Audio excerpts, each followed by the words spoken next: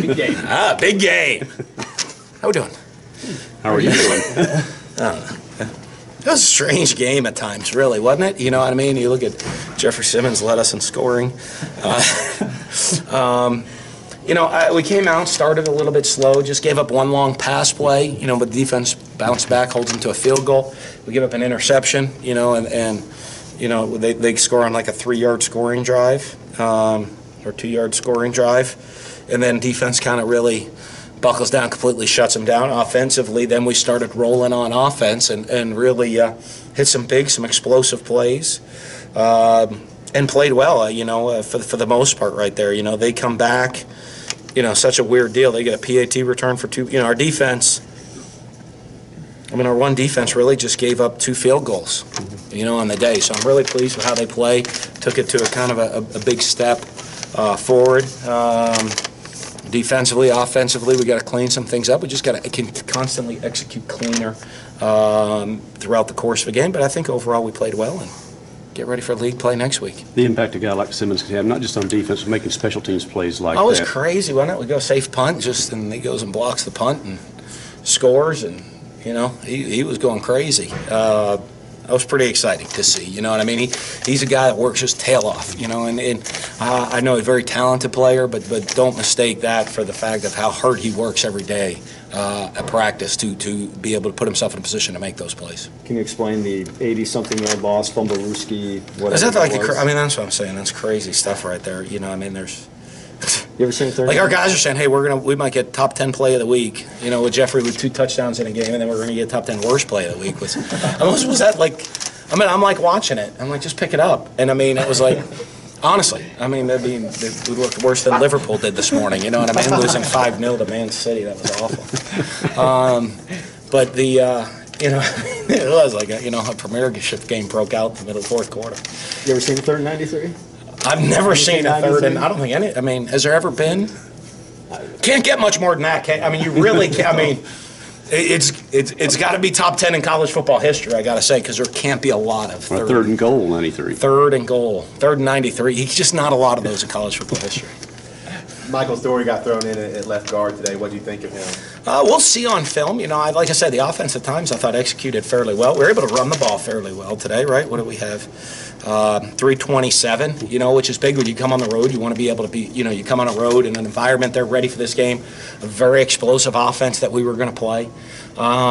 You know, a team that's picked to win their conference championship, and you know, you want to be able to establish a run game. We're able to do that and play in a bunch of different guys. What had happened to Darryl? He banged up his shoulder, but he had that all week. He was sore all week, and he just hit it. And I think, you know, once we were rolling with Michael a little bit and just kept it going at that point. Gary Green had a huge game tonight. Yeah. What made him effective? Well, that's work ethic. I mean, you know, he's another one. I mean, Gary's poster child type person. You know what I mean? I mean, great student, leadership committee. Everything you ask him to do, he's going to do as hard as he possibly can.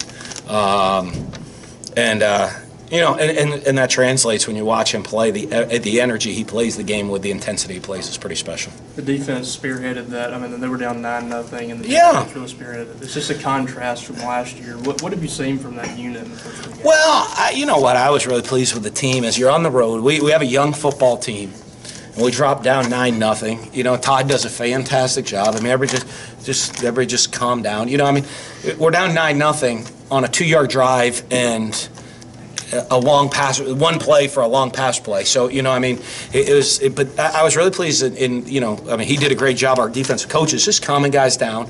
And I'm pleased with the leadership on our team, the maturity they kind of have there. All of a sudden, you're on the road, you know, boy, I mean, you look atrocious start, you know what I mean? And now we allowed their crowd to get excited, but everybody just calmed down, did their job, we came out and started making plays. Where do you evaluate Nick's performance today? It started a little slow.